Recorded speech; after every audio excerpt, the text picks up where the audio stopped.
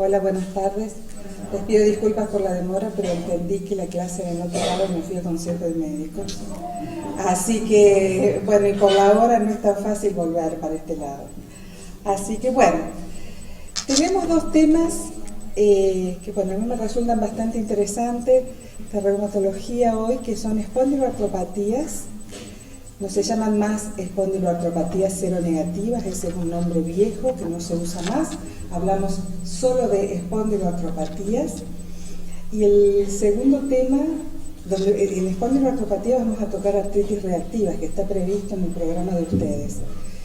Y después tenemos artritis infecciosa, y como se insistía como tema separado de artritis reactivas, vamos a hacer alguna diferencia de lo que es la relación entre las artritis y la infección, y vamos a volver a ver algo de artritis reactivas por otro lado. Bueno, las espondiloartropatías son... ¿Manejo yo de acá? Sí, no pasa nada.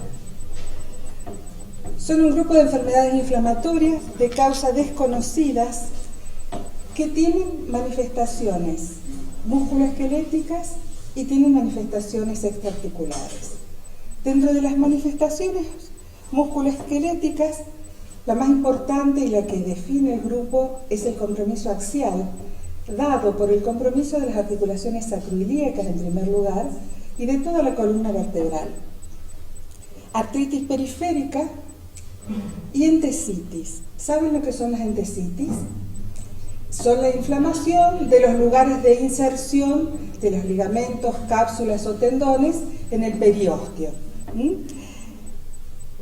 Es importante porque tiene manifestaciones extraarticulares, vamos a ver de naturaleza variada de acuerdo a cuál sea la enfermedad de la cual estemos hablando.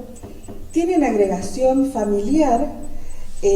Van a ver ustedes que en los criterios que se usan para diagnóstico se tiene muy en cuenta si hay antecedentes en la familia de alguien que tenga o haya tenido alguna de las enfermedades del grupo, no necesariamente la misma que podemos sospechar en el paciente que estamos viendo.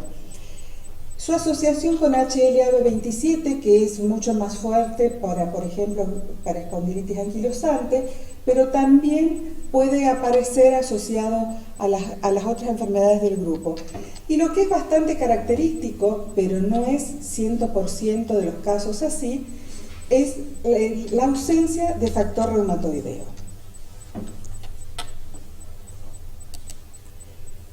Esto es como para tener el compromiso, una idea de cuáles son estas enfermedades. Hay más, hay bastantes más. Espondilitis anquilosante es la reina del grupo, digamos, la que define probablemente el grupo, por eso se llaman todas espondiloartropatías, porque todas pueden tener este compromiso axial, pero no siempre, de acuerdo a la enfermedad que se trate, no siempre es el más predominante. En el caso de la espondilitis anquilosante, sin duda, el compromiso musculoesquelético más importante es el compromiso axial.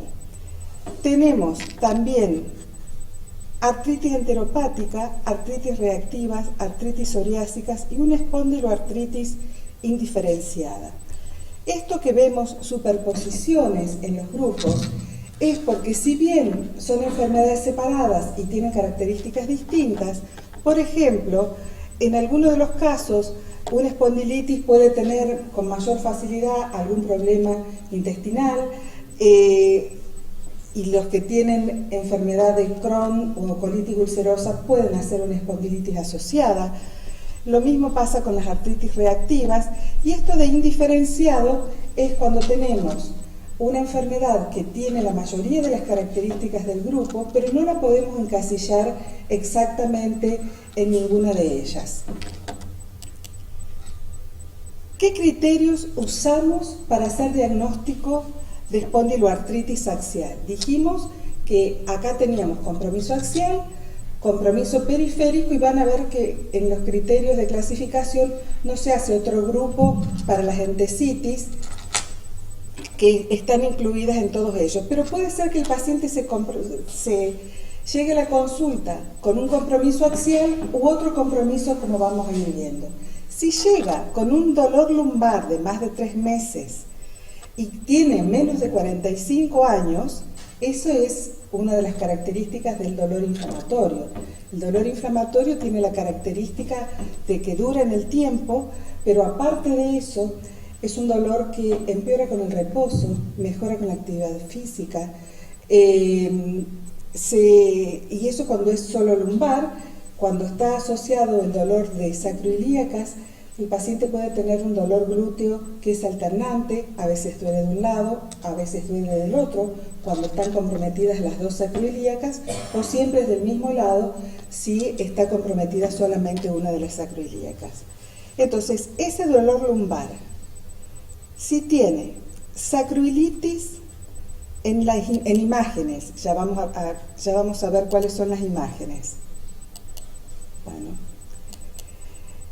O tiene HLA-B27, en un caso con una de estas características que son las características de las espondiloartropatías, y en el otro caso, más dos características de la espondiloartropatía, decimos que tiene una espondiloartropatía, y ya vamos a ver después cómo las clasificamos. Cuando nos referimos a imagen, ¿a qué nos referimos? En la inflamación puede ser una radiografía simple, que en realidad una radiografía simple para poder ver una sacroilitis tiene que estar bastante evolucionada. Una sacroilitis en etapas iniciales, por más que tengamos un ojo biónico, no vamos a ver demasiado porque hay mucha superposición de órganos, porque aparte nos tenemos siempre que acordar de que cuando la pedimos a la radiografía tenemos que pedirla con inclinación,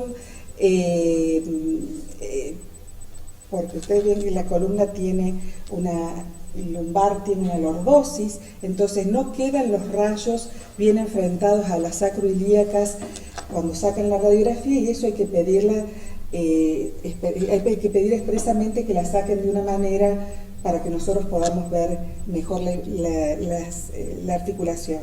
De cualquier manera, en etapas iniciales no se ven los cambios, y si no se ven los cambios y sospechamos fuertemente la presencia de una espondiloartritis, vamos a pedir una resonancia magnética nuclear. ¿Cuáles son las características de la espondiloartropatía? Dolor lumbar inflamatorio, que ya dijimos qué características tiene, la presencia de artritis periférica, con distintas localizaciones, como ya vamos a ver, pero en realidad la mayoría de las espondiloartropatías suelen dar una artritis periférica asimétrica que compromete grandes articulaciones, que comprometen más los miembros inferiores que los miembros superiores, salvo la artritis psoriásica, que en este caso se comporta bastante distinto del resto. La gentesitis con compromiso, por ejemplo, del talón, el antecedente de talalgia, es muy importante en nuestros pacientes. Y cuando nosotros preguntamos si duele el talón, los pacientes nos preguntan ¿abajo o atrás? Puede ser abajo o atrás. Puede ser en la inserción de la fascia plantar, o puede ser el origen del dolor en la inserción del tendón de Aquiles, que también puede estar inflamado. La presencia de uveitis, de dactilitis, que es la inflamación difusa de un dedo, que puede ser más frecuentemente de los pies, pero en psoriasis también se puede ver en las manos. Enfermedad de Crohn o colitis ulcerosa asociada, buena respuesta a antiinflamatorios no esteroideos. Esta es una característica del dolor inflamatorio también, y nos ayuda a definir el dolor que tiene el paciente como que sea inflamatorio.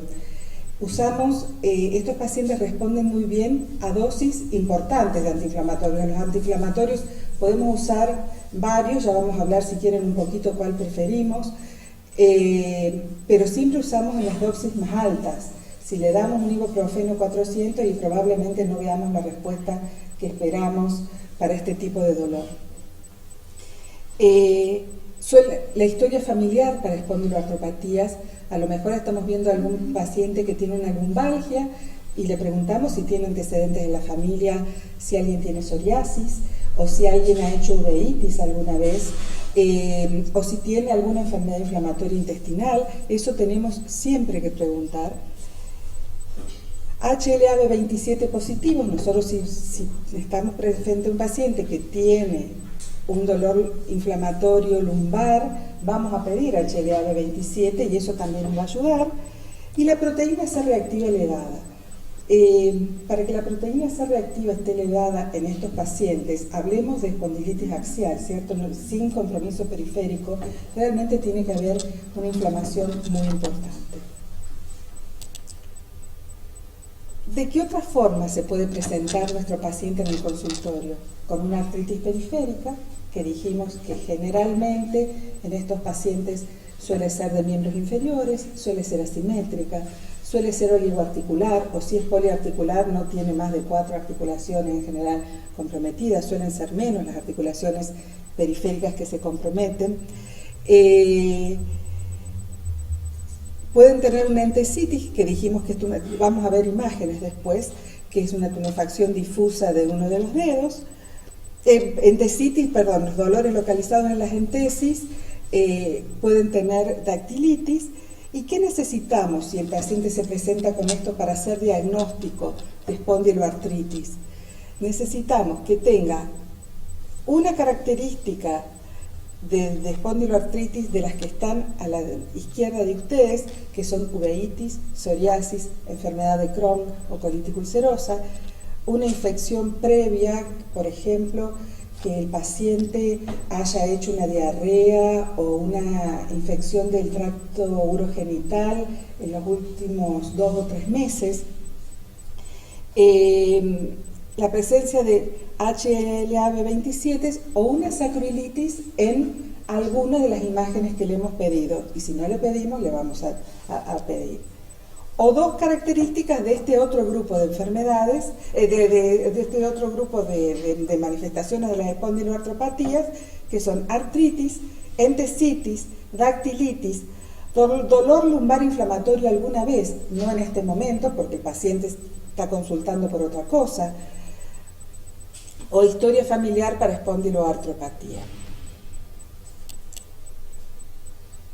¿Qué relación existe entre los criterios de clasificación ASAS? ASAS es un grupo de estudio de las espondiloartropatías.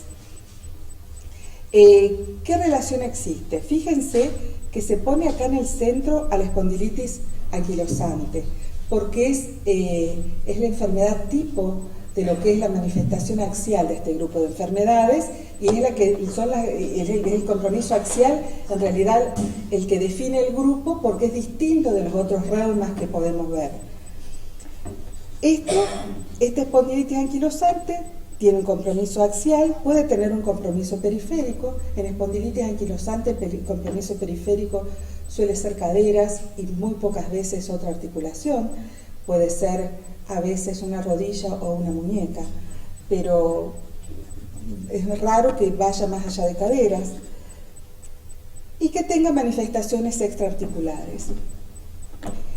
La artritis psoriásica puede tener o no una espondilitis asociada. La artritis psoriásica puede estar asociada a enfermedades. Todas pueden tener, como vemos acá, manifestaciones de las otras enfermedades del grupo y no ser esa manifestación característica de cada una de estas enfermedades predominante en otra enfermedad que aparezca. ¿Nos importa la patogenia? Sí. Es bastante interesante. Acá intervienen factores genéticos. Nosotros tenemos en cuenta en los criterios al HLA-B27, que sin duda es el más importante marcador en cuanto a lo que es el compromiso axial. Pero hay muchísimos otros, ya les voy a mostrar muchos otros más marcadores genéticos que se asocian con este grupo de enfermedades. También, no solo el HLA-B27. Y acá hay cosas muy importantes, muy interesantes y bastante novedosas, porque, bueno, las infecciones, que ustedes saben que suelen ser disparadores de muchas enfermedades, no solo de estas, las infecciones en general. Los cambios en el microbioma, ¿saben lo que es el microbioma? Son las bacterias que tenemos en este caso, sobre todo las bacterias intestinales. Cambio en el microbioma, y también influye el estrés mecánico en la entesis. Vamos a analizar un poquito cada uno de estos factores. Fíjense, estos son los genes que están involucrados en la aparición de espondiloartropatías. cuesta hasta decirle los nombres, de lo poco conocidos que son y de la cantidad que son. No vamos a entrar en detalle de la genética, pero les quiero mostrar esto como para que quede claro que hay muchos marcadores genéticos aparte del HLA-B27 y que tienen un papel preponderante en la aparición de estas enfermedades en estos pacientes. Las infecciones. Esta lista que ustedes están viendo ahí es una lista que se publicó hace un tiempo, faltan muchísimos gérmenes ahí, relacionados con las artritis reactivas. Las artritis reactivas son son una de las espondiloartropatías que se relacionan con infección y ya vamos a ver de qué manera, diferente a lo que son las infecciosas o las inflamatorias. Fíjense que tenemos, acá están desde todos, hay muchísimas bacterias, hay muchos de las bacterias gram negativas, hay parásitos intestinales que se asocian también con las artritis reactivas. Y acá no figuran en esta lista, pero también el HIV figura como causante de artritis reactiva. ¿Y qué es lo que pasa? Hay una disbiosis intestinal y una respuesta inmune en la espondilitis anquilosante. Este es el epitelio mucoso del intestino, el epitelio intestinal. Y cuando existe una disbiosis quiere decir que hay crecimiento de algunas bacterias que no son las habituales en el medio en el que están, y se cambia la proporción de bacterias saludables, por decirlo de alguna manera. Nosotros tenemos una interdependencia con las bacterias porque ellas producen muchos elementos que nos sirven a nosotros como nutrientes, influyen muchísimo en la parte inmunológica nuestra, las bacterias intestinales, y si hay cambios, esos cambios pueden estar dados porque haya cambios en el sistema inmunológico del huésped. Entonces ahí esa disbiosis no tiene que ver solo con lo que nosotros incorporamos a nuestro organismo, sino también con nuestro estado inmunológico. Producen un aumento en la permeabilidad de la mucosa intestinal, permiten la entrada de gérmenes por debajo de la mucosa. Acá hay una interleuquina 23 que tiene un papel sumamente importante en la producción de mediadores de la inflamación, acá de activar a las células dendríticas para que presenten el antígeno a los macrófagos y todo esto. Y como ven, también estos gérmenes van a ir por vía hematógena a parar a la articulación, donde van a producir por distintos mecanismos, a través de liberación de lipopolisacáridos, por ejemplo, van a permitir que aparezcan entesitis o sinovitis.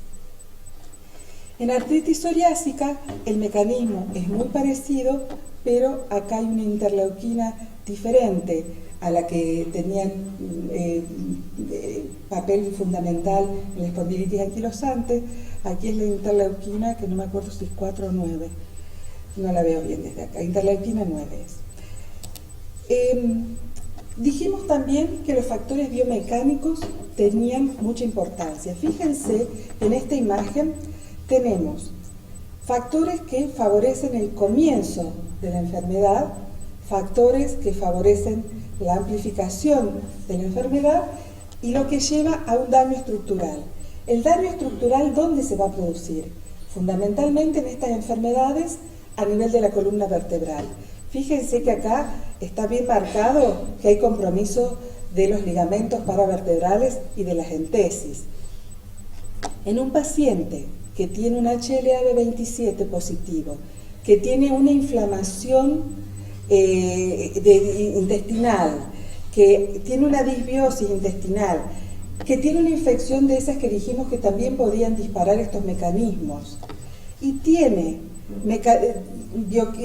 estrés biomecánico, quiere decir golpes, tracciones inadecuadas en distintos segmentos de la columna, va a liberar factor de necrosis tumoral, interleuquina 23, y a través de distintos mediadores va a llegar también el daño. O sea, el daño sería en un paciente que tiene el terreno predispuesto, este estrés mecánico podría actuar de disparador de la enfermedad. Es importante verlo, porque, y más aún tenerlo en cuenta, porque vamos a ver que nosotros a estos pacientes, una de las cosas que les vamos a decir es que se muevan. Pero vamos a ver cómo los vamos a hacer mover. No pueden recibir alto impacto, no pueden recibir golpes, entonces no les vamos a pedir que hagan cualquier tipo de actividad física. Importante,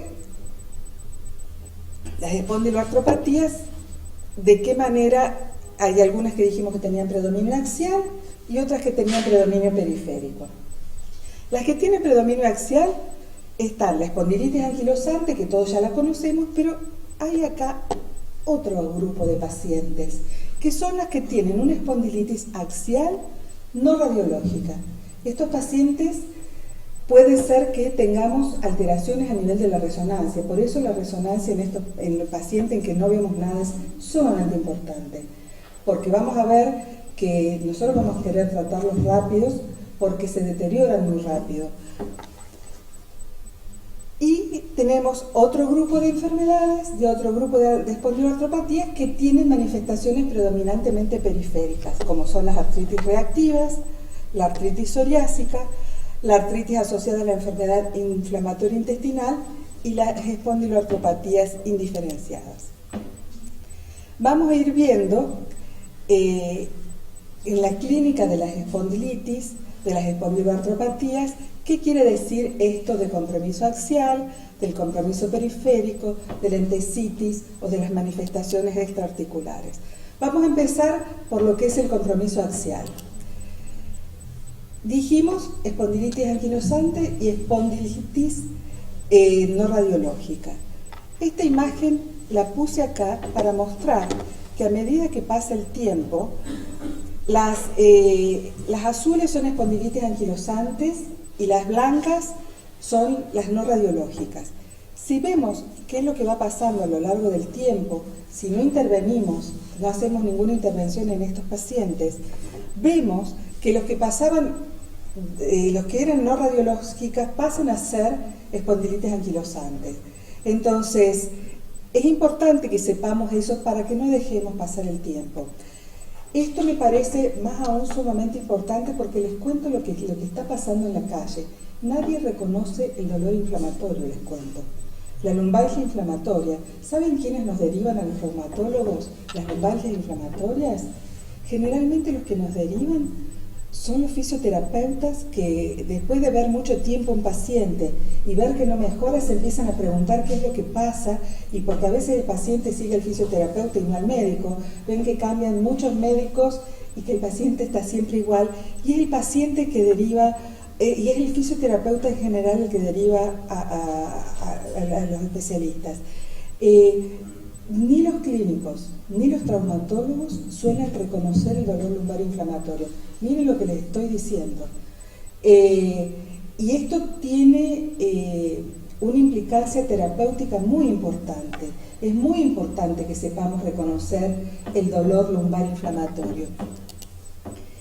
Y esto es más o menos el retraso medio del diagnóstico es de 9 años.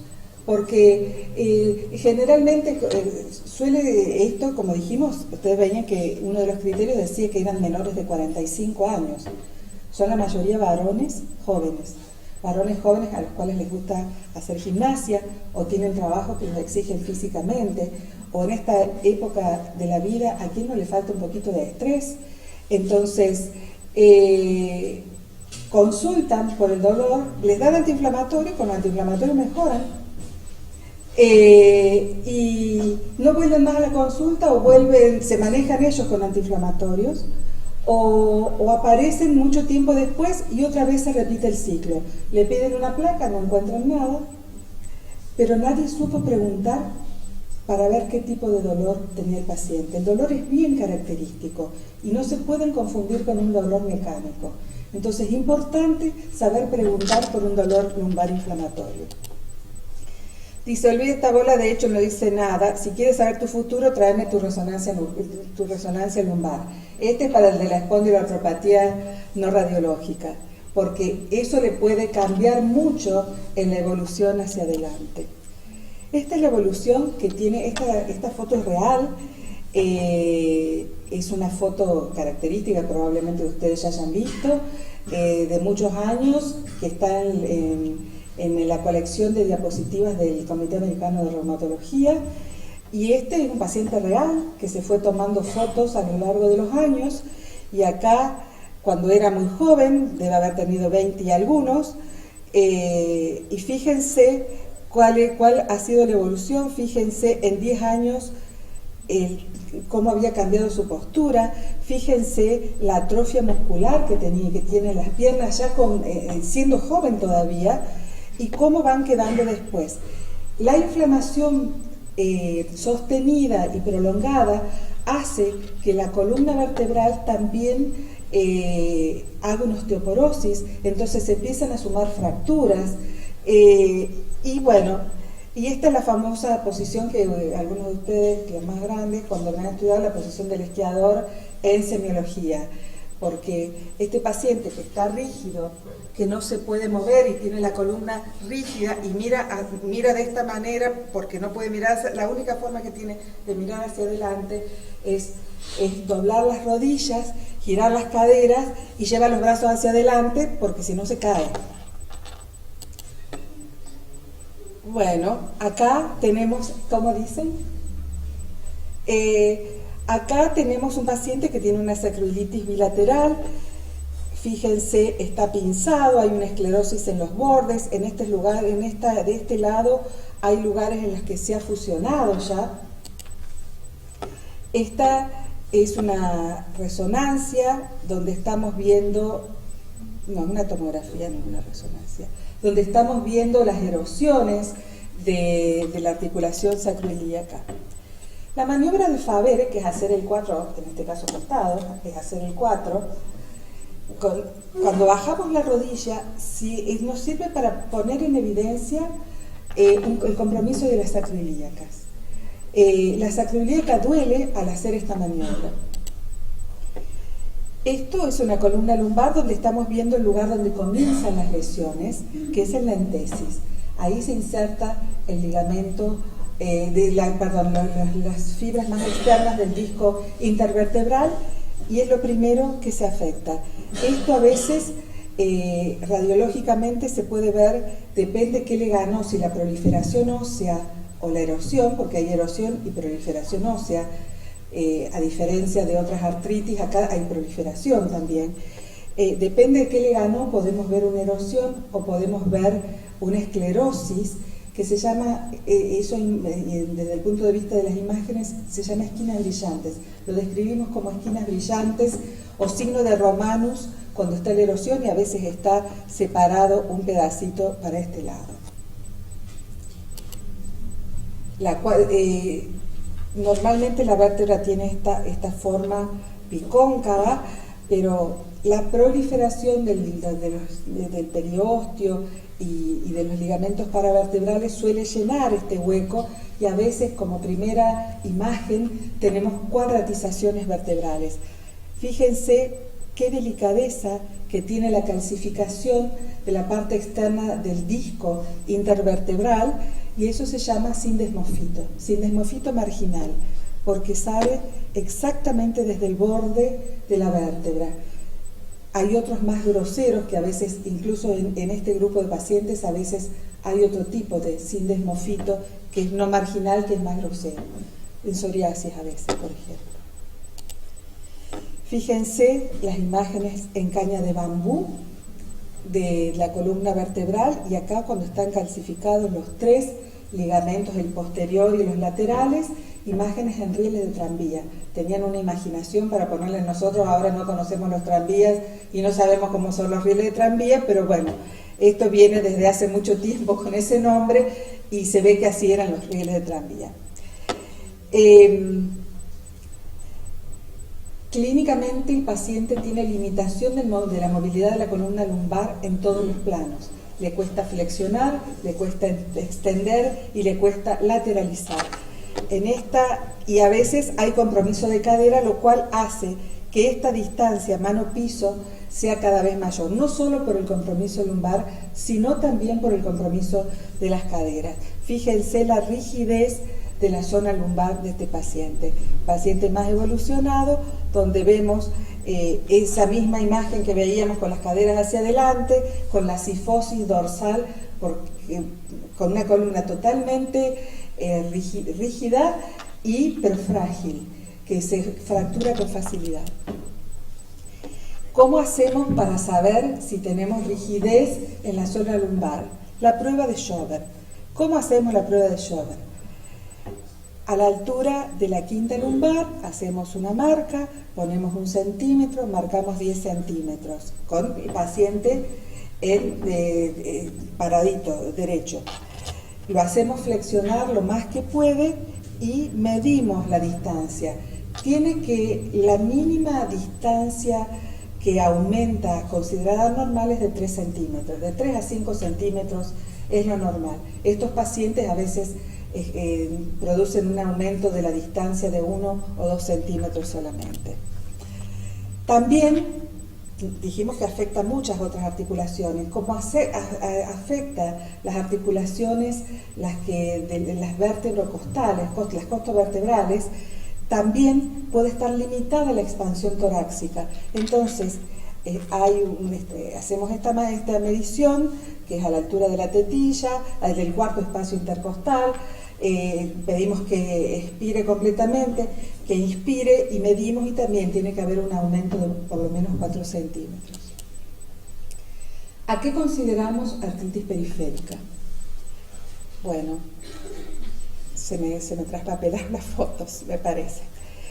En esta foto estamos viendo una psoriasis, donde estamos viendo acá no solo una artritis, hay una dactilitis también, y las lesiones características de la psoriasis, más este piqueteado ungueal que se suele ver en los pacientes con psoriasis que hacen artritis de la interfalángica distal, porque la artritis psoriásica se caracteriza precisamente por eso. Suele ser una artritis que puede ser mono, oligo o poliarticular, suele estar entre oligo y poliarticular generalmente, la mayoría de las veces, que no suele ser muy simétrica, pero la característica y lo que nos permite diferenciar de la artritis reumatoidea es el compromiso de las interfalángicas distales. Fíjense, acá hay erosión, pero también hay crecimiento de hueso, exactamente. Acá hay una anquilosis. ¿A qué nos referimos cuando hablamos de entesitis? Bueno, todos estos lugares que ustedes ven marcaditos ahí son 16 localizaciones, fáciles de localizar, dice ahí, sin categorías, que son las que tenemos que buscar para ver si hay entesitis. El epicóndilo lateral, el epicóndilo medial, a nivel de las inserciones de hombro también, trocánter mayor, inserción de la pata de ganso en la zona interna de la rodilla, la inserción del cuádriceps sobre la rótula, y ustedes ven tanto la parte posterior como la inferior del calcáneo. Esto es una dactilitis en un paciente que tiene, no hablamos más de Reiter, porque también es mala palabra decir síndrome de Reiter, no sé si están enterados. Bueno, mala palabra, ahora hablamos de artritis reactiva. ¿Por qué es mala palabra? Se lo sacó de todos los libros a Reiter, porque Reiter parece ser que fue un alemán que colaboró con el gobierno nazi y se dedicó a hacer experimentos en su época. Entonces, cuando eso salió a la luz, se lo sacó de todos los libros, y no van a haber publicaciones que hablen de síndrome de Reiter. En realidad, el síndrome de Reiter que todos ustedes conocen es la forma más común de las artritis reactivas. Artritis reactiva, en este caso, tiene una tendinitis del Aquiles y tiene un espolón calcáneo. ¿Por qué se produjo? Porque hay una fasciitis plantar y está inflamada la inserción de esa fascia plantar en el calcáneo. Al paciente le duele el talón no porque le pinche el espolón, Le duele el talón porque se inflamó y como consecuencia ahí se depositó calcio y se hizo el espolón. ¿A qué nos referimos con manifestaciones extraarticulares? Bueno, las manifestaciones oculares, la conjuntivitis, la uveitis, la conjuntivitis que es característica del ex síndrome de Rett, es bien característica de las artritis reactivas, pero pueden tener cualquier cosa de esta. Acá hay una uveitis que es crónica, pero está activa en este momento. Pues fíjense cómo les deformó tanto ahí como acá la forma de la pupila. El compromiso de piel y uñas, acá estamos viendo una placa de psoriasis con una lesión elevada, eritemato escamosa, con muchas más pápulas de eritema. Esta es una forma papulosa de la psoriasis, donde hay muchas lesiones en la misma piel. Acá tenemos lesión hongueal, esas lesiones que parecen que fueran hongos, pero no lo son. Ahí hay una onicolisis que también se puede asociar, puede aparecer en los pacientes psoriásicos sobre todo. Esta es una pustulosis palmoplantar que se suele ver también en las artritis reactivas. Lo mismo que esto. Esto no es común de ver en las lesiones en las plantas de los pies, pero cuando lo vean es bastante, busquen la relación si ese paciente puede tener una artritis reactiva. Las lesiones genitourinarias, que son mucho más comunes en las artritis reactivas que en las otras formas de espondiloartropatías, con uretritis, la balanitis circinada, fíjense, prostatitis, cistitis hemorrágica o cervicitis. Eso era lo que decían, la uretritis famosa del Reiter que ustedes han estudiado en la facultad. ¿Qué recomendaciones tenemos para el tratamiento de estos pacientes? Fíjense, acá hay una cosa que va primero que todo, que es esto. Educación, ejercicio, terapia física, rehabilitación. Hay asociaciones de pacientes a los cuales los pacientes pueden ir, que se van pasando recetas entre ellos, sobre todo de a dónde pueden ir a hacer actividad física, qué les conviene, qué no les conviene. Hay grupos de autoayuda también. En nuestro medio no tanto, porque nosotros en algún momento llegamos a pensar que no teníamos prácticamente espondiloartropatías, porque no las diagnosticábamos, no las veíamos. Ahora sabemos que hay. Cuando uno aprende a buscar el dolor inflamatorio, la lumbalgia inflamatoria, a buscarla, se da cuenta que hay. No son tantos, igual es una enfermedad menos frecuente que lo que puede ser la artritis reumatoidea, pero hay. Fíjense, en primer lugar, los antiinflamatorios no esteroideos. Le decimos al paciente que tome todo el tiempo, le decimos que tome a demanda. En realidad hay trabajos que dicen que es lo mismo tomarlo todo el tiempo que tomarlo cuando está dolorido.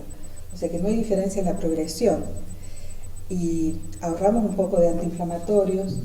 Y son pacientes jóvenes que por ahí van a tomar por muchos años. Vemos muchos problemas renales, vemos muchos problemas digestivos en estos pacientes. Entonces yo diría que la mejor forma de hacerlo es a demandas, que lo tomen cuando estén doloridos. ¿Cuál? Y nosotros preferimos el naproxeno. ¿Por qué? Diclofenac a lo mejor actúa más rápido y los hace quedar mejor con el paciente de entrada, pero el diclofenac tiene muchos problemas, muchos efectos adversos desde el punto de vista renal, desde el punto de vista cardiovascular, y no conviene. Se prefiere no usar en forma prolongada tampoco los que son selectivos para COX-2. El naproxeno es el antiinflamatorio que menos problemas cardiovasculares trae, entonces por eso en general preferimos naproxeno. Está mal escrito sulfasalacina, pero está así publicado en la web del grupo ASAS, y no tuve tiempo de cambiarlo. La sulfasalacina puede servir para el compromiso periférico. Para las artritis periféricas pueden dar resultado. Para las axiales en general no dan buen resultado. Los glucocorticoides locales Depende de cuál espondiloneuropatía estemos hablando. Si hablamos de artritis psoriásica, probablemente los corticoides tengan un buen lugar para usarse. Y locales como infiltraciones en las zonas de las entesis, por ejemplo. Analgésicos pueden usar, en general van a tener muy poca respuesta con paracetamol, pero por ahí puede ayudar usando junto con algún antiinflamatorio. Cirugía y los anti-TNF. El tema de biológicos, se están probando otros biológicos, pero en general con los que se ha visto que hay mejor resultado son con los anti-TNF. Estos son etanercept, adalimumab, certolizumab pegol, son los que más se usan para esto. Si esto no anda, hay otros fármacos, están saliendo muchísimos. Vienen aparte todos los que vienen para psoriasis, el ustekinumab, el secukinumab, hay muchísimos que están saliendo que también dan buenos resultados para esto. Cuando usamos anti-TNF, muchas veces lo asociamos. En estos pacientes el metotrexato no tiene mucho lugar, porque no se olviden que estos pacientes pueden tener úlceras intestinales, todos, más los que están asociados a enfermedad inflamatoria intestinal, pero todos pueden tener alguna úlcera intestinal. Entonces, el metotrexato en esos casos puede estar hasta contraindicado su uso. Entonces, en general no usamos metotrexato para las artritis periféricas. En psoriasis, a veces sí, depende de los pacientes. En psoriasis, porque aparte de psoriasis puede dar resultado. Y lo que no figura ahí, que puede usarse en algunos pacientes también, es la leflunomida. Recomendaciones, lo dejé así, pero vamos a pasarlo rápido. La terapia no farmacológica tiene que ver con el ejercicio. El paciente tiene que acostumbrarse a hacer actividad física. Sin duda, nadar es algo para lo cual no va a tener nunca contraindicación, o gimnasia en el agua. Eso sería altamente recomendable para todos los pacientes. Aquel que tenga un problema de cadera, se le puede recomendar bicicleta. En general, preferimos actividad física que trabaje mucho con elongación y de bajo impacto.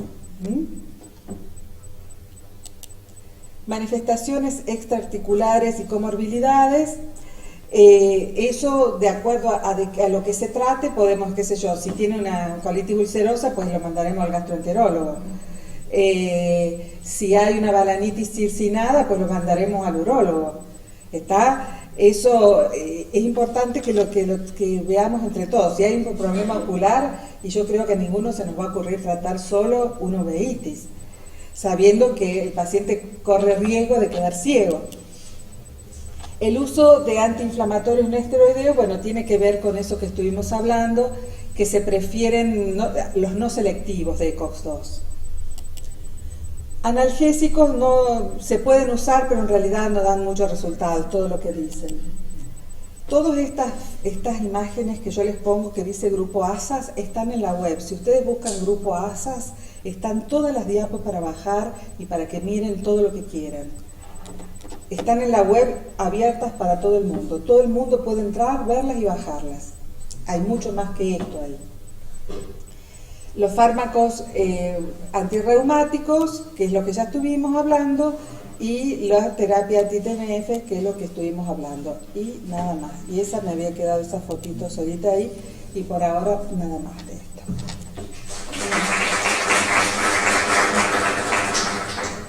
¿Hay algo que quieran preguntar? ¿Y la próxima puede ser tiempo? ¿Por cuánto tiempo? Y lo que el paciente tolere. En general, el naproxeno se puede usar a largo plazo, si estamos hablando de 3, 6 meses o más, se puede usar. Lo que hay que acordarse siempre para prevenir la lesión renal asociada con los antiinflamatorios no esteroideos, que la peor combinación para el riñón es usar antiinflamatorios con un riñón deshidratado. Entonces, ojo en el verano. Asegúrense de que sus pacientes tomen bastante líquido y explíquenle por qué les dicen que toman líquido. Explíquenle porque si el paciente no se compromete, hacerlo, si no sabe por qué no se va a comprometer a hacerlo. ¿Y el meloxicam? El meloxicam puede usarse temporariamente. A mí me gusta el meloxicam. A mí me gusta el meloxicam, pero es más selectivo de COX-2 y tiene un efecto antiinflamatorio mediano. Tiene un efecto antiinflamatorio mediano. Acá en un paciente que está muy activo necesitamos la mayor potencia antiinflamatoria y probablemente el meloxicam no la tenga. No sé, preferiría la Proxen. Sí, después le cambiás si querés.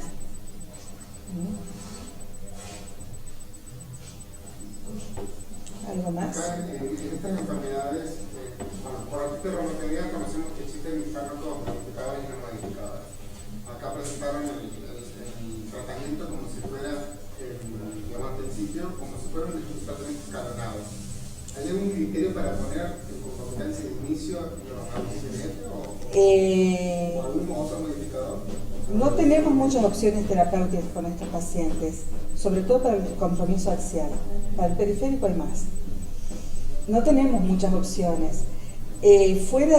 Digamos, usamos antiinflamatorios, lo mandamos a hacer gimnasia y el paciente evoluciona con su artritis de la cadera o se va quedando rígido o vemos que hay lesiones nuevas en una radiografía o en una resonancia y pasamos bastante rápido a usar anti-TNF en estos pacientes. Hay grupos que prefieren usar bifosfonatos antes de pasar a usar anticuerpos anti-TNF y les ha ido bastante bien y hay grupos que prefieren usar antes de pasar a anti-TNF por compromiso axial estamos hablando. Sí. Pasamos bastante rápido. En los pacientes que no andan, pasamos bastante rápido, porque no hay muchas cosas al medio, ustedes vieron. Y para axial, si no andan con antiinflamatorio y prácticamente no tenemos más que darles.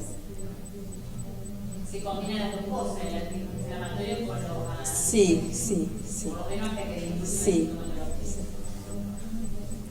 Sí, por supuesto que hay quienes dicen que habría que ponerle anti-TNF a una espondiloartritis no radiológica. Pero bueno, no sé, a lo mejor se descubre más adelante que sí realmente es necesario, pero por el momento eso depende del paciente. Y en el caso que tenga diagnóstico de insuficiencia renal, ¿qué utilizan? Pasás analgésicos, claro, porque encima no responden a compromiso axial, no responde a corticoides, que es una alternativa que tenemos para otros pacientes, poner un poco de corticoide, que también a largo plazo también te daña el riñón, pero no tenemos muchas alternativas, pasamos derecho a anti-TNF acá. Bueno, así me plantearon el tema para la charla, artritis infecciosa. Y me hace acordar, cuando me dijeron artritis infecciosa, me hizo acordar que muchos pacientes, sobre todo los pacientes que vienen del interior, todos tienen reuma infecciosa. No sé si les pasa a ustedes en los consultorios, que si uno les pregunta cualquier artritis que tuvieron, todos les hicieron diagnóstico en algún momento de reuma infeccioso. Y eso incluye todo. Les han pedido a todos en esa época, hace años atrás, les han pedido a él o a todo el mundo. Y bueno, vamos a hablar del reuma infeccioso en serio. Vamos a hablar de la relación que puede existir entre las infecciones y las artritis, que son básicamente tres grupos. Bueno, acá no entran las asociaciones de infecciones que se pueden producir en inmunodeprimidos o en inmunocompetentes, no entramos en eso. Pero la relación de las artritis con las infecciones puede ser de estos tres tipos. Tenemos artritis inflamatorias, como puede ser las espondiloartropatías que acabamos de ver, en las cuales su fisiopatogenia están relacionadas con infecciones en muchos casos, pero si nosotros vamos a ver a la articulación comprometida y sacamos líquido y analizamos, nunca vamos a encontrar el germen ni ningún antígeno que venga de esos gérmenes con los cuales se ha relacionado la aparición de la enfermedad. Eso pasa en las artritis reumatoideas, en las artritis inflamatorias, en la reumatoidea, en las espondiloartropatías, pasa eso. ¿Qué pasa con las artritis reactivas? En las artritis reactivas la relación con la infección es de otra naturaleza, porque están relacionadas con infección, pero se pueden encontrar antígenos derivados de los gérmenes con los que está relacionada la enfermedad dentro de la articulación, y a veces, como en el caso de las clamidias, se puede encontrar el germen dentro de la articulación, pero no se puede cultivar. O sea, se lo encuentra, pero no se lo puede cultivar. Son gérmenes no cultivables. Y en el caso de las artritis infecciosas, sí encontramos, digamos, la causa de la artritis es la infección, pero podemos encontrar el germen dentro de la articulación, en el caso de las artritis bacterianas, las artritis sépticas, y los podemos cultivar también, cuando hay suficiente cantidad, no en todos los casos como vamos a ver en este momento, pero podemos encontrar gérmenes vivos y cultivables dentro de la articulación. Eso es básicamente la relación que puede haber entre las infecciones y las artritis. Dentro de las artritis reactivas, bueno, ya hablamos de todas las características que podían tener recién cuando hablamos de las espondiloartropatías, pero nos faltaba ver un poquito más a qué se refería específicamente este grupo, que se llama de esta manera por la relación que tiene con las infecciones. Esto tenía que ver con lo que estábamos hablando de lo que es la disbiosis a nivel intestinal, de cómo es la interacción que existe entre el sustrato genético que tiene un paciente, el microbioma o que tiene a nivel el microbioma intestinal y el riesgo que tiene para desarrollar una enfermedad reumática inflamatoria.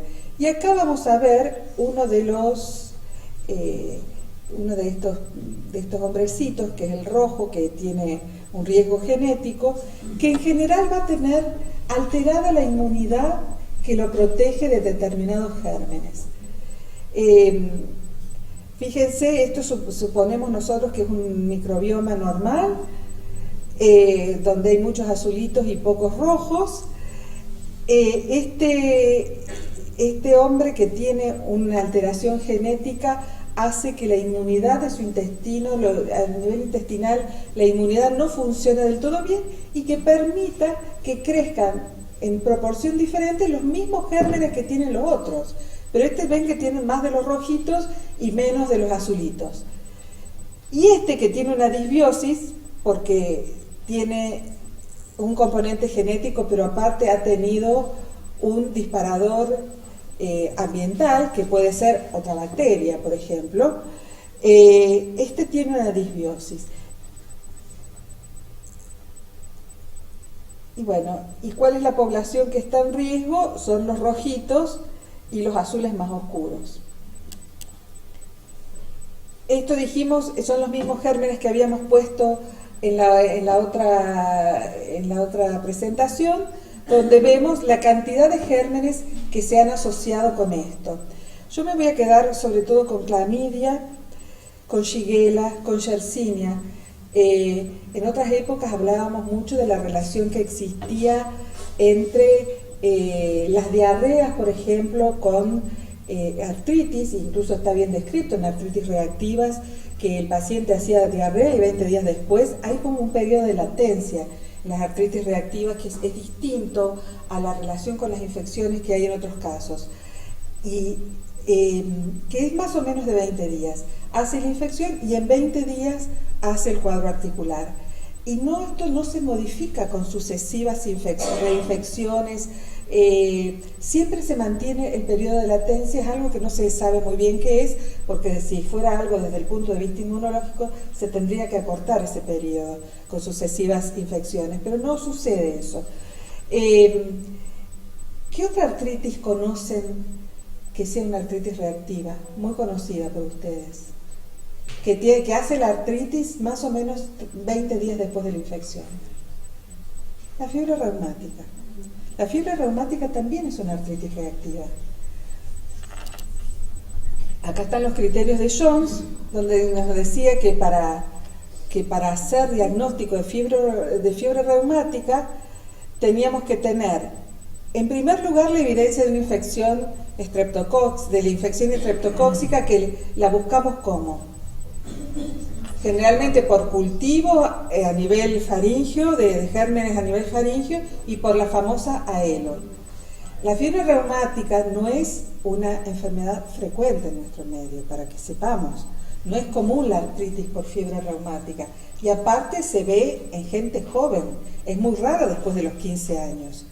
Entonces, y en muchos medios se sigue pidiendo antiestreptolicinas a todo el mundo, y la pregunta que viene después cuando hacemos esto es, ¿qué hacemos cuando me da alto?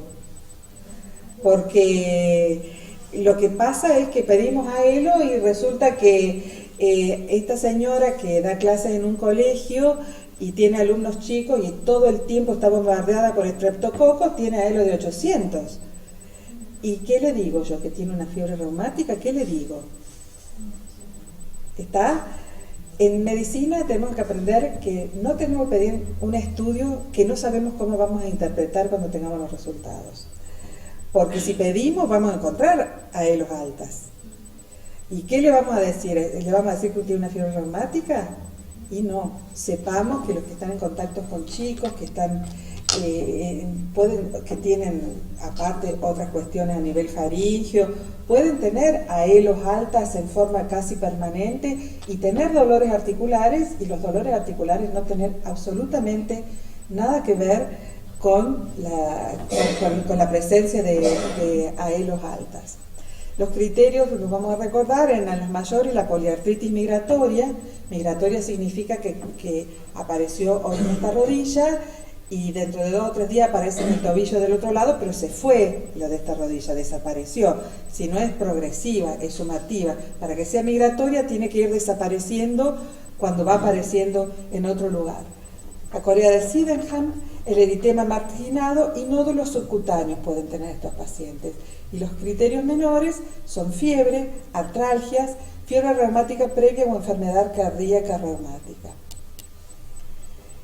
Vamos a hablar de las artritis bacterianas, vamos a mencionar un poco, vamos a hacer algo de las artritis bacterianas, las artritis sépticas, que son las más frecuentes que vemos normalmente, que pueden afectar a chicos, a grandes, que a veces ponen en riesgo la vida de aquel que sufre una de estas infecciones, que muchas veces son parte de una sepsis generalizada, que muchas veces hacen una artritis como un foco infeccioso más de una sepsis generalizada, que otras veces hacen pacientes que están inmunodeprimidos, hacen infecciones con mayor facilidad y por gérmenes diferentes. La causa más común en adultos, lejos, es el Staphylococcus aureus. Incluso en inmunodeprimidos también está primero en frecuencia, pero los que son inmunodeprimidos y por distintas razones pueden tener artritis infecciosas por otros gérmenes. Vemos acá adultos sin contactos sexuales fuera de la pareja. Bueno, eso no es tan estricto porque hay que ver cómo es la pareja. Staphylococcus aureus primero, enterobacterias después, estreptococo grupo A en tercer lugar. Estos son los gérmenes que vamos a tener que tener en cuenta cuando vayamos a hacer un tratamiento inicial empírico de un paciente que tiene una artritis séptica. Y siempre vamos a buscar las puertas de entrada para estos 3 gérmenes. Siempre vamos a buscar. Sin duda, en adultos jóvenes con promiscuidad sexual y no siempre promiscuidad sexual, la artritis séptica más común es la gonocócica.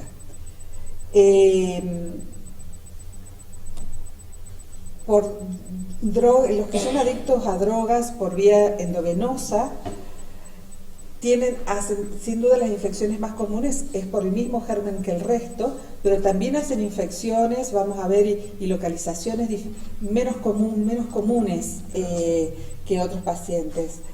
los que por mordedura humana, el Quenella corrodens y flora oral, mordedura por perro o gato, la pasteurela o anaerobios, que es importante saber en el caso de que haya sido por esta razón.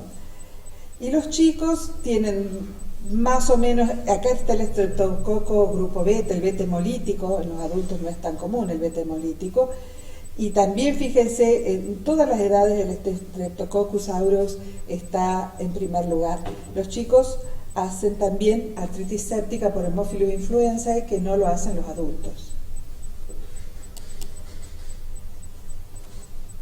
Asociaciones clínicas, una sepsis por gram negativo, una artritis infecciosa suele aparecer en los inmunosuprimidos, la artritis reumatoidea suele ser por Staphylococcus aureus, el lupus, no olvidarnos de la salmonela, las infecciones protésicas es otro factor de riesgo muy importante para hacer infecciones articulares, con Staphylococcus epidermidis, porque es el que entra más rápido si no está bien hecha la sepsia, la antisepsia antes de la cirugía, cortan la piel, estaba sobre la piel y entró.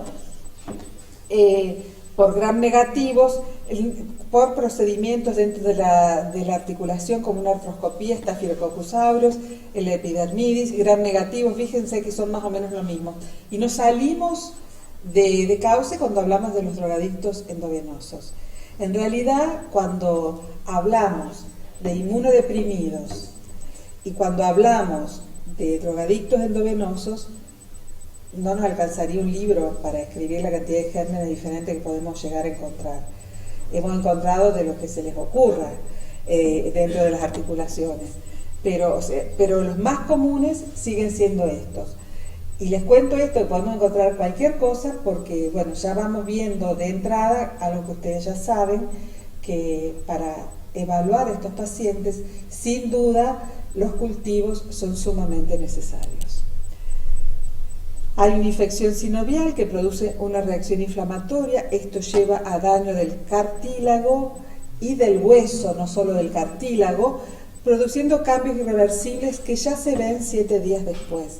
Esto es importante tenerlo en cuenta porque siempre vamos a pedir una placa de inicio, ya sea porque, y si dijimos que los cambios vienen después de 7 días, vamos a encontrar algo, y si el paciente consultó enseguida, no vamos a encontrar nada relacionado con la artritis que tiene en este momento, pero de esa manera vamos a tener una placa base con la cual vamos a poder comparar después y ver lo que sucedió. Pero aparte vamos a poder ver si existe, por ejemplo, un foco de osteomielitis que se nos pasó desapercibido. Hay migración de polinucleares, hay un exudado, hay derrame articular, hay pus articular, aumento del flujo sanguíneo y aumento en la presión dentro de la articulación, porque crece la sinovial y porque hay mucho líquido. ¿Importa esto de tenerlo en cuenta? Sí. ¿Por qué? Porque esa presión aumentada dentro de la articulación también produce daño articular. Está puesto acá como monoartritis porque sin duda la forma de presentación más frecuente de una artritis séptica es la monoartritis aguda. Una artritis séptica se presenta con una articulación inflamada, roja, caliente, dolorosa, con impotencia funcional. De acuerdo a la gravedad de la infección, si tenemos un paciente que tiene una infección severa, vamos a ver en pocos días fundirse los músculos que están alrededor de la articulación, y eso tenemos que tenerlo en cuenta porque por eso tenemos que actuar rápido con este paciente, al margen de pensar que puedan hacer una sepsis sistémica aquellos que no la tenían y tener complicaciones derivadas de eso. ¿Con qué hacemos diagnósticos diferenciales de una monoartritis? Sin duda el primero va siempre la infección, pero no nos olvidemos que los cristales, una gota, una enfermedad por cristales de pirofosfato de calcio, me puede dar un cuadro clínico idéntico al de una artritis séptica, incluso no solo con los cambios locales de calor, rubor, aumento de derrame, de impotencia funcional, sino también me puede dar los mismos cambios a nivel de laboratorio. Es importante que lo sepa Pero bueno, si yo tengo la duda voy a tratar como si fuera séptica. Una hemartrosis puede darme una monoartritis aguda, un tumor, un desarreglo interno de una articulación como por ejemplo en la rodilla, que se rompe un menisco, que se rompe un ligamento, o una enfermedad reumática sistémica. Artritis gonocócica. La artritis gonocócica, como vimos recién, afecta a personas jóvenes, es más frecuente en mujeres, cerca de la época de la menstruación y en época de vida sexual activa. Suele ser oligoarticular, muy pocas veces. Dijimos que primero puede ser monoarticular, pero también pueden ser oligoarticulares o poliarticulares. Poliarticulares, cuando asciende esa artritis séptica, se presenta en un paciente que ya tiene una enfermedad poliarticular previa, por ejemplo, una artritis reumatoidea, que tiene inflamación, ya tiene tejido dañado, por decirlo de alguna manera, con distintas localizaciones. Ese paciente puede hacer una séptica poliarticular y tenemos que estar muy avisados nosotros de que pueden tener una séptica poliarticular, porque ustedes se imaginan que aumentemos la inmunosupresión pensando que es una reactivación de la artritis, cuando tenemos una séptica poliarticular, el desastre que podemos hacer. Entonces, eso es importante tenerlo en cuenta. En el caso de la gonocócica suele ser oligoarticular, se da, dijimos, en personas jóvenes, todo lo que mencionamos, pero se acompañan de otras manifestaciones, además de la artritis. Estos pacientes pueden presentar pústulas como esto, que son muy contagiosas, para saberlo, para no andar metiendo el dedo. Si metemos el dedo con guantes, porque nos podemos contagiar. Son muy contagiosas esas lesiones.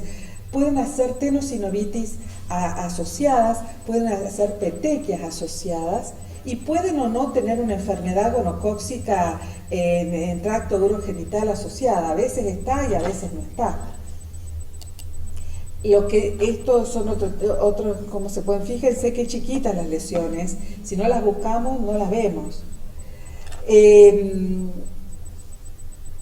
Es importante sospecharla y saber que en estos pacientes muchas veces vamos a tratar sin poder confirmar la infección, porque son pauci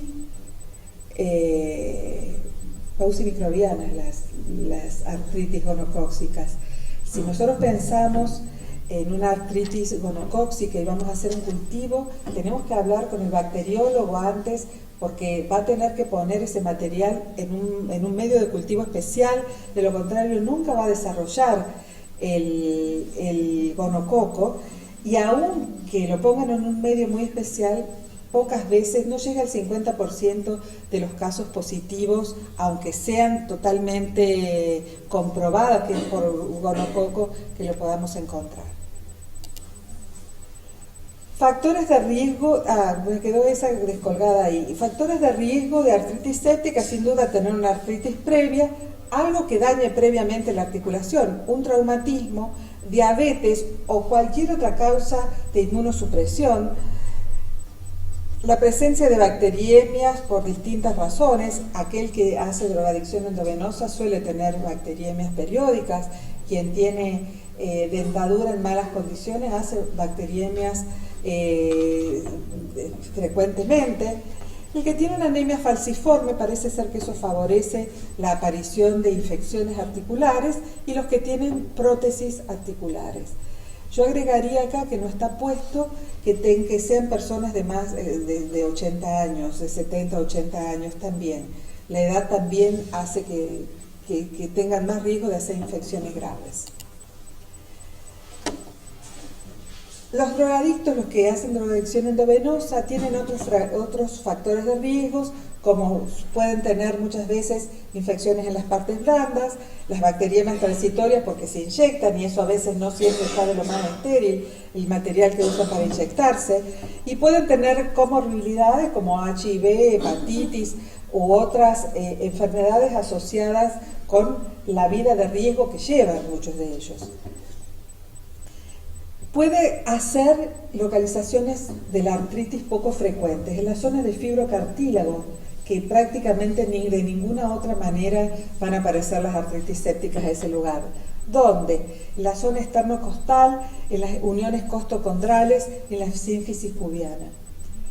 Gérmenes, siempre el Staphylococcus aureus va a ser el más frecuente, pero acá podemos encontrar gérmenes de lo más diversos. Gram negativo, Pseudomonas serratis, Enterobacter, cándidas, podemos encontrar gérmenes de lo más diversos. ¿Qué vamos a hacer con un manejo inicial de un paciente en que sospechamos una artritis séptica? ¿En quién vamos a sospechar? ¿En una monoartritis? ¿En alguien de comienzo agudo? ¿O en una oligoartritis de comienzo agudo? ¿Qué vamos a estar viendo? Cuando hacemos la historia clínica vamos a estar buscando puerta de entrada. Si tiene alguna lesión en la piel, si tiene alguna lesión a nivel oral, faringio, si tiene una infección urinaria, si tiene divertículos, si tiene lesiones heridas en la piel, si está con un cuadro respiratorio agregado, todo eso tenemos que ver porque en base a lo que encontramos es el tratamiento inicial que vamos a hacer, que muchas veces va a ser antes de que tengamos algún informe de bacteriología. Son pocos los lugares donde les hacen la prueba de Gram en el momento, que eso a veces puede ayudar, pero son muy pocos los lugares donde uno puede contar con la prueba de Gram en el momento. La mayoría de las veces empezamos a tratar sin saber de qué se trataba lo que tenía el paciente. El estudio de líquido sinovial. Vamos a sacar líquido sinovial, primero porque queremos ver cómo está el líquido, queremos ver si es un líquido inflamatorio, ya vamos a ver imágenes, si es un líquido turbio, si es un líquido opaco, si es purulento, si es un líquido claro, eso que si tiene buena viscosidad, eso queremos saber. Pero por otro lado, porque parte de ese líquido que sacamos lo vamos a mandar a cultivar para ver si podemos aislar algún germen desde allí. Y eso lo vamos a hacer de entrada. Imágenes. ¿Cuáles imágenes? Imágenes, sin duda, una radiografía simple, por esto que les decía. Lo más probable es que, salvo que sea una artritis de las manos, que podamos ver la tumefacción de partes blandas, lo más probable es que no veamos nada. Y si vemos es porque el proceso es más antiguo de lo que creíamos. O puede haber, o podemos encontrar alguna lesión que pueda tener que ver con lo que el paciente está teniendo en ese momento. ¿Qué otras imágenes? Las de una ecografía. Muchas veces para articulaciones, por ejemplo, como la cadera, se pide en una guardia una ecografía para ver si hay planos líquidos, si hay líquido en la articulación, si hay un derrame dentro de la articulación o si hay líquidos en los planos musculares. Y sin duda, si no tenemos en los casos en que nos deje dudas, la resonancia nos va a aportar muchísima información. Un laboratorio general, ¿qué queremos ver? Reactantes de fase aguda, queremos ver si hay una leucocitosis, queremos ver si hay una eritro alta, queremos ver sobre todo eso. Le vamos a pedir probablemente cristales también porque queremos ver si tiene una hiperuricemia junto o no la tiene, como para que podamos tener algún elemento para hacer diagnóstico diferencial. Y cuando sacamos sangre, también vamos a sacar sangre para cultivar. Vamos a cultivar todo lo cultivable. Vamos a cultivar toda secreción que haya de cualquier lesión que encontremos. Vamos a cultivar, pan cultivo decimos nosotros, vamos a cultivar si hay lesiones en la boca, vamos a cultivar esputos si está con algún cuadro respiratorio con tos productiva, si hay un derrame pleural y pudiéramos sacar material, también nos es útil. Todo lo cultivable, todo lo que nosotros creamos que nos puede aportar información y podamos cultivar, vamos a cultivar. Y las punciones las vamos a hacer en primer lugar para sacar líquido, para hacer todo esto que estuvimos diciendo. Pero después vamos a seguir haciendo punciones. ¿Por qué? Porque dijimos que si había mucha presión dentro de la articulación se daña por esa razón. Entonces no queremos que esté a tensión el líquido dentro de la articulación.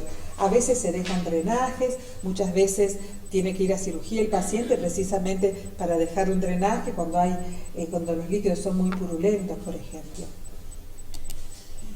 Líquido sinovial, el líquido de una artritis séptica es un líquido amarillo, blanquecino, opaco, de baja viscosidad, de un coágulo de mucina friable, no coagula bien, y que tiene al examen microscópico muchas células. Ahí dice más de 100.000. Esto es relativo, porque depende en qué etapa estemos. El que llega a tener 100.000 en algún momento tuvo 10.000 o tuvo 20.000 y no sabemos en qué momento estamos. O sea, no vamos a descartar una artritis séptica porque tengamos 20.000 células en vez de 50 o 100.000. ¿Está? Lo que sí nos aporta mucho es que la mayoría son polinucleares. Un líquido sinovial normal no tiene más de 200 células y la mayoría son mononucleares. El líquido séptico, si estamos acá, no tenemos duda de que si el líquido es pus, no tenemos duda de que es una artritis. El líquido purulento, algunos cristales pueden dar también. Pero en general no tenemos duda de que eso es infeccioso. Pero podemos tener un líquido inflamatorio también que nos sigue obligando a hacer diagnóstico diferencial con otras patologías.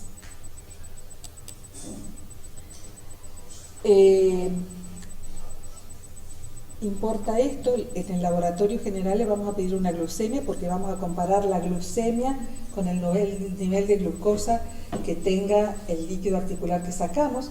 Si hay una infección, los gérmenes consumen glucosa y va a haber una glucosa muy baja con respecto, dicen, de disminuida por lo menos a la mitad de lo que va a estar a nivel sérico. Suele estar el ácido láctico elevado, eso en cada centro que ustedes estén depende del laboratorio que tengamos, lo que nos hacen. Habría que hacer una prueba de Gram, de ser posible en el momento. Hay otras técnicas para buscar cristales que si se pudieran hacer en el momento serían fantásticas, cuando quedan dudas. Y bueno, y cultivo del líquido sinovial. Acá tenemos un líquido sinovial normal y cómo a medida que van subiendo la cantidad de glóbulos blancos, llegamos a tener acá un líquido pastoso, amarillento, bien purulento, pero va pasando por todos estos colores antes.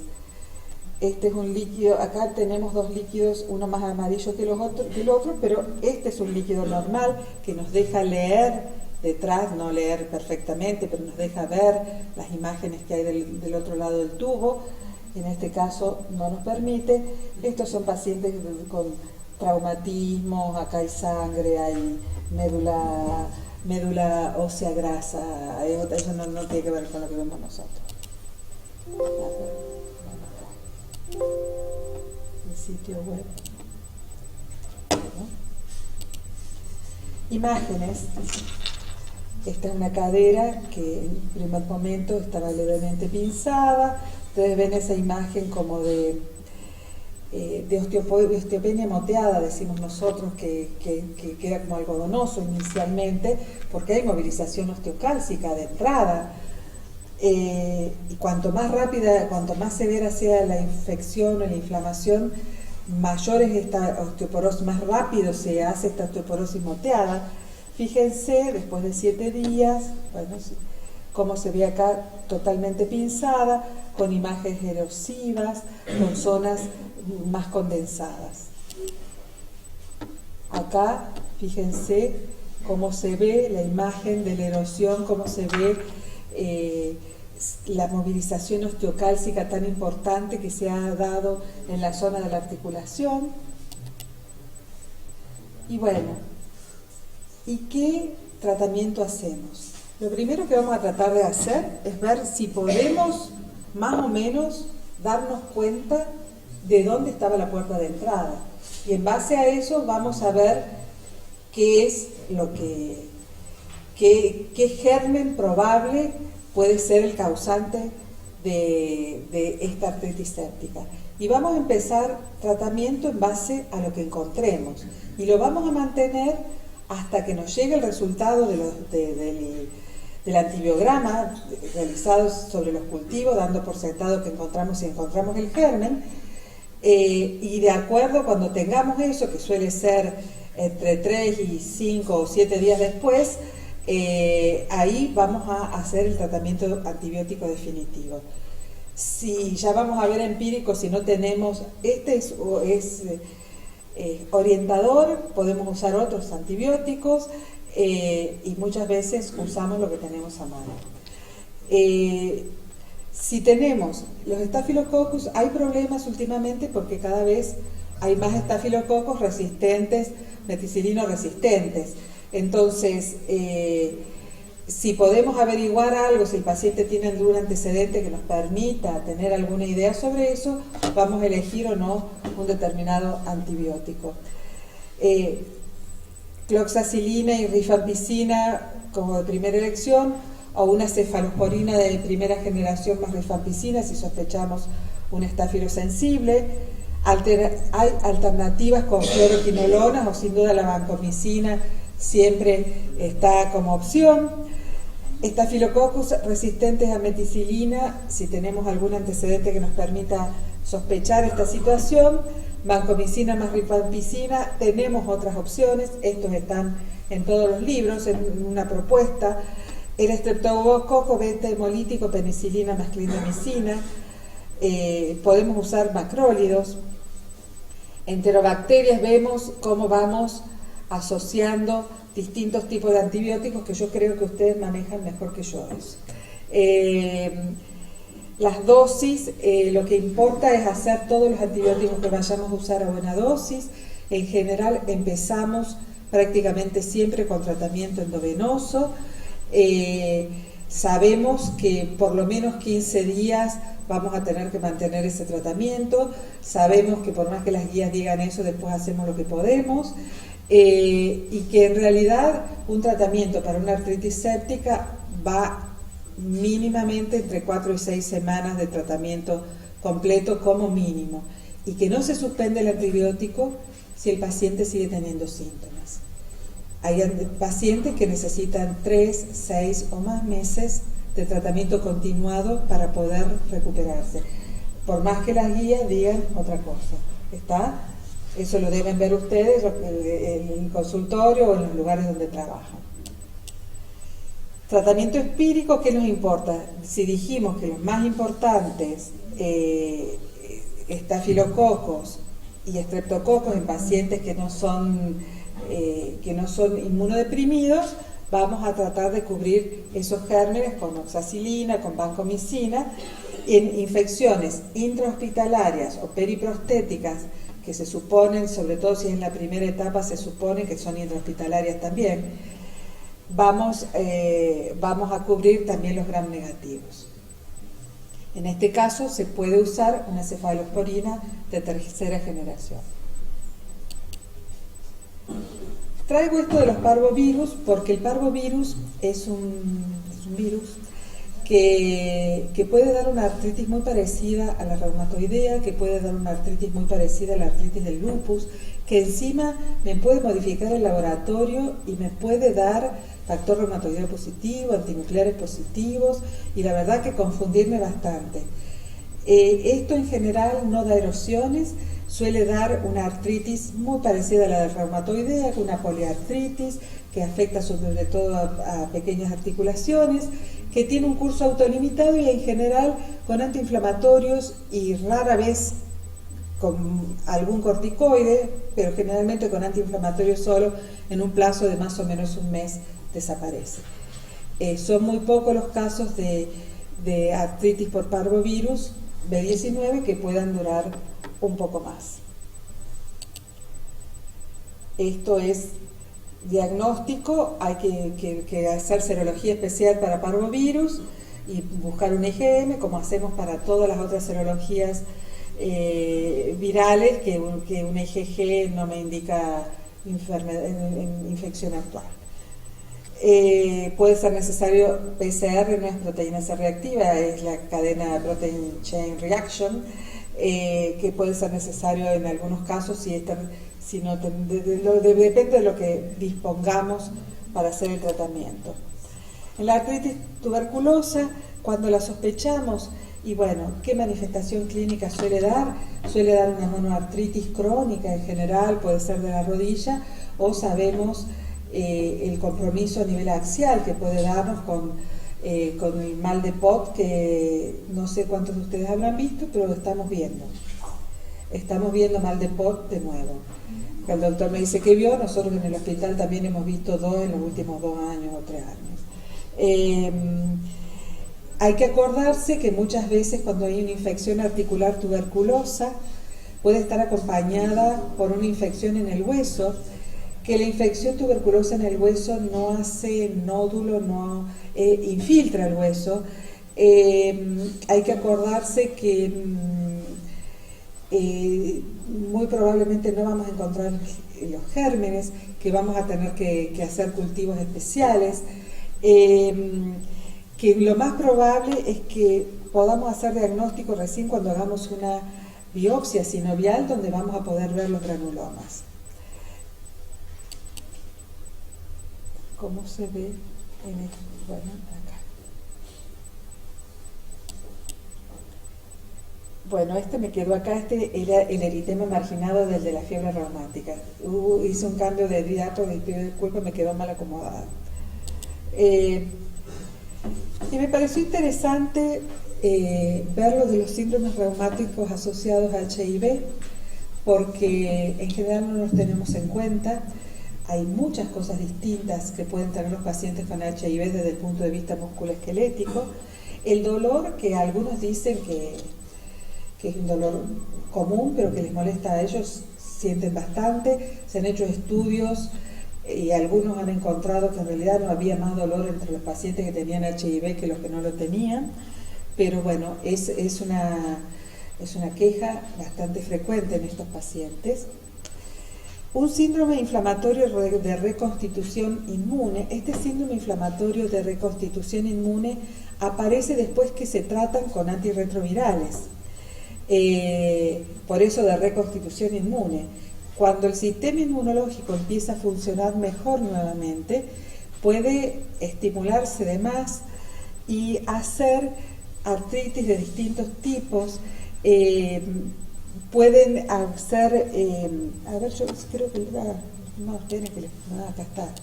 Dolor musculoesquelético, no les he puesto algo. El dolor musculoesquelético puede ser de varios tipos. Artralgias, un síndrome doloroso articular, mialgias y fibromialgia. ¿Qué diferencia hay entre artralgias y síndrome doloroso articular? Las artralgias son artralgias comunes que duran poco rato, una vez en un lado, otra vez en otro, y no traen mayores problemas. Cuando hablamos del síndrome doloroso articular, se habla de un dolor muy exquisito. Tanto es que muchas veces los pacientes van a la guardia pidiendo por favor que les hagan algo porque no soportan el dolor. Es muy diferente uno del otro. Mialgias que pueden tener de todo tipo, que también se quejan, que muchas veces se ha dicho que pueden tener relación también con el uso de antirretrovirales, y fibromialgia que tienen, como puede tener cualquier otro, que son dolores más generalizados, acompañando de todo el síndrome extraarticular de la fibromialgia, con el trastorno de sueño, con el dolor cuando hacen alguna actividad física. Síndrome inflamatorio de reconstitución inmune, puede aparecer todo esto después que le dieron los antirretrovirales y aumentaron los CD4. Puede aparecer una sarcoidosis, puede aparecer cuadros clínicos idénticos a los que tienen los otros pacientes que tienen estas enfermedades e incluso con laboratorios positivos. Artritis reumatoidea, lupus, enfermedad de Graves, esclerosis múltiple, enfermedad de Hashimoto o un STIL del adulto. Todo eso pueden tener los pacientes después de tratarse para su SIDA. Una artritis, que hay distintos tipos de artritis. Hay una artritis reactiva con todas las características que mencionamos antes para las espondiloartropatías. Hay una artritis asociada a HIV que es transitoria, que afecta a pequeñas articulaciones, que no trae grandes problemas.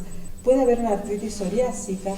Muchas veces, muchos han dicho en algún momento que frente a un paciente que debuta súbitamente con una artritis psoriásica, sin tener lesiones previas, sin tener cuestiones familiares, sin tener epidemiología positiva para eso, nos tiene que obligar a pensar que puede tener un HIV.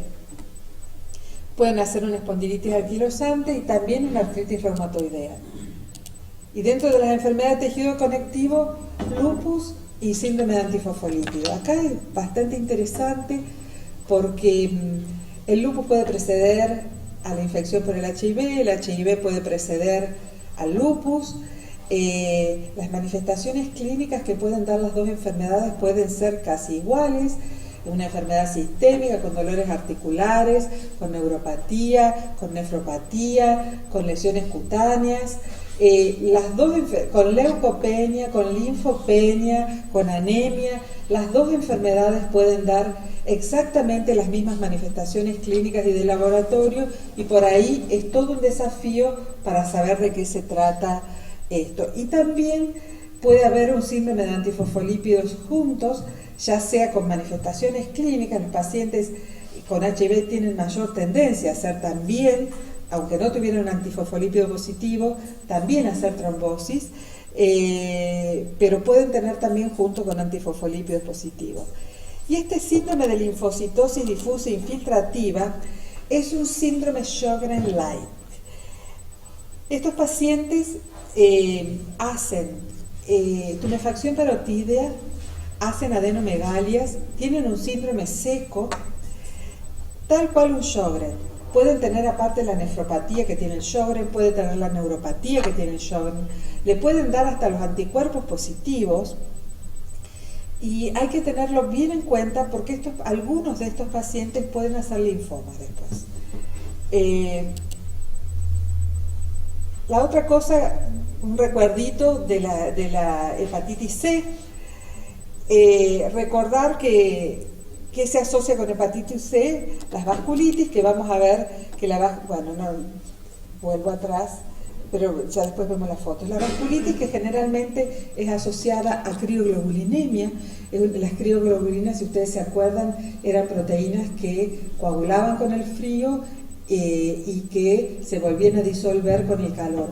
Por eso las lesiones son siempre bien periféricas, en los dedos. Muchas veces hay necrosis distales de los dedos y lesiones en las zonas más frías del cuerpo. Síndrome seco, el virus de la hepatitis C tiene 3 tropismos.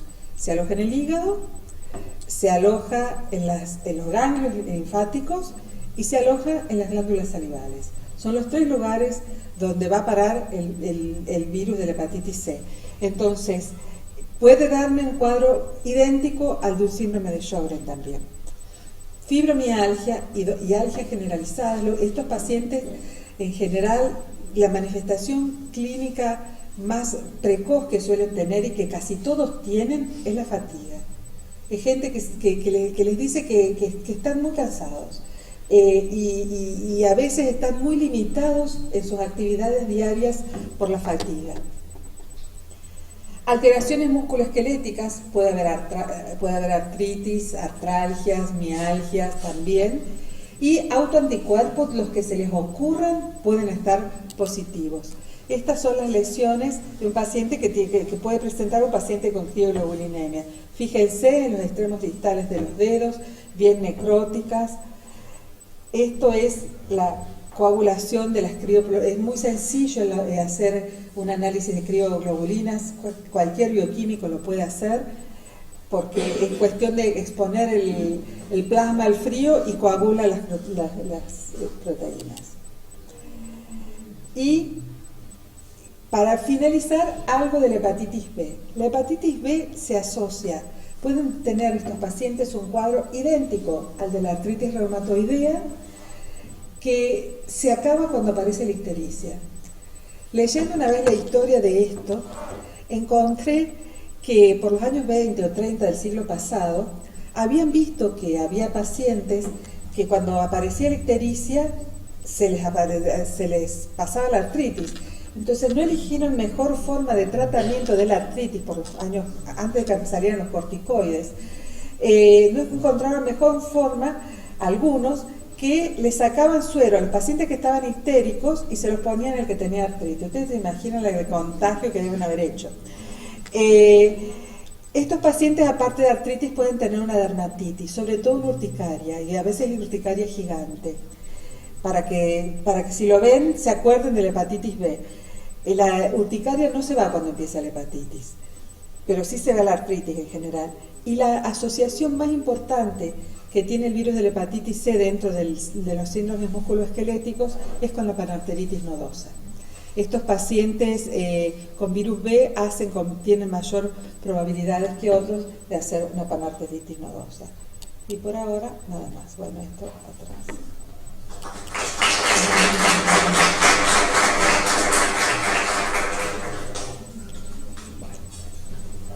¿Preguntas?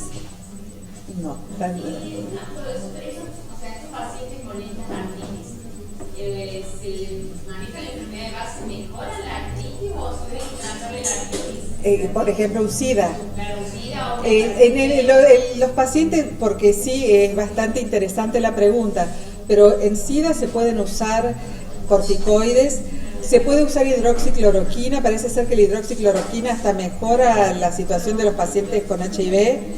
Se pueden usar en realidad prácticamente todos los tratamientos. El que menos indicación tendría quizás es el metotrexato, pero todo lo otro que usamos se puede usar. Se puede usar azatioprina, se puede usar ciclofosfamida, micofenolato, se puede usar.